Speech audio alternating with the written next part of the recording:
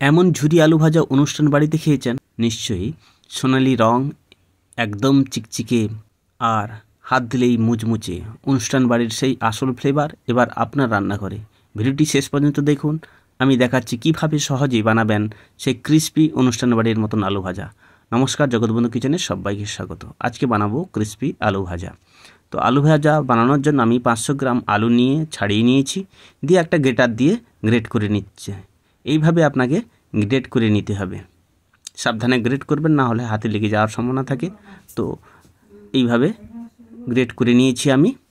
এবার আমি আলুটাকে ধুয়ে নেব, ফ্রেশ জলে বারবার ধুতে থাকবো। আপনারা 3 থেকে 4 বার ধুয়ে নেবেন, পারলে 4 থেকে 5 বার ভালোভাবে বেশি জলে ধুয়ে নেবেন।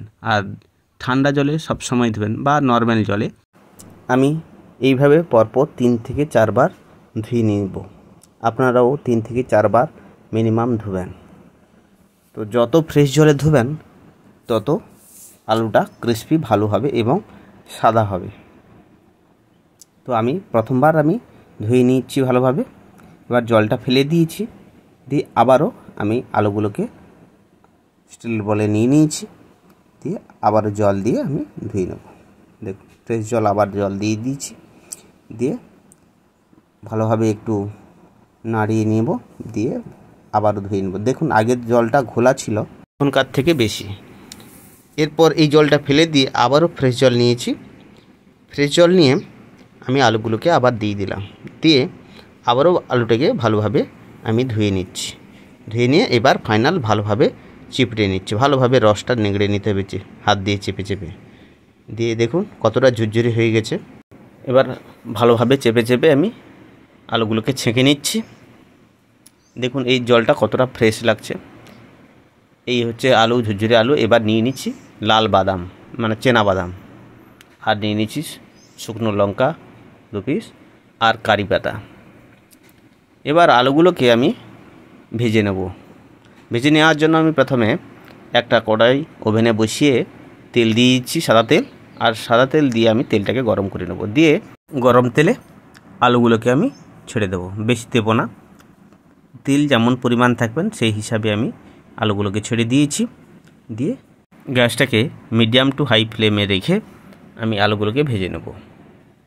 বারবার নাড়তে হবে, না নাড়লে, সবসময় না নাড়লে এক পিঠ আলুটা বেশি ভাজা হয়ে যাবে আর অপর পিঠটা ভালোভাবে ভাজা হবে না, আর এতে দেখতেও খারাপ লাগবে, আলুটা ঠিকভাবে ভাজাও হবে না। তো এবার দেখুন সব আলুগুলো ভেসে উঠেছে তেলে। তো হয়ে গেছে, আলুগুলি তুলে নেবেন। দেখুন কত সুন্দর কালার, সোনালি রঙের মতন কালার। তো এইভাবে আপনি সব আলুগুলো ছেঁকে নেবেন। এবার আমি চানা বাদামগুলোকে আমি ভেজে নেব। চানা বাদাম সবসময় ভাজবেন হালকা আছে। তো হালকা আছে বেশ কিছুক্ষণ ধরে আমি নাড়তে থাকবো। আর বেশি হাই ফ্লেমে ভাজলে উপরে পুড়ে যাবে এবং কালো হয়ে যাবে, কিন্তু ভিতরে কাঁচা থেকে যাবে, আর এতে বাদামগুলি তেতো হয়ে যাবে। তো দেখুন আমি ভাজছি হালকা আছে, পুরো একদম লাল, রঙটা কত সুন্দর দেখুন। এইভাবে ভেজে তুলে নিতে হবে। বাদামগুলি ভাজা হয়ে গেছে, এবার আমি তুলে নিচ্ছি।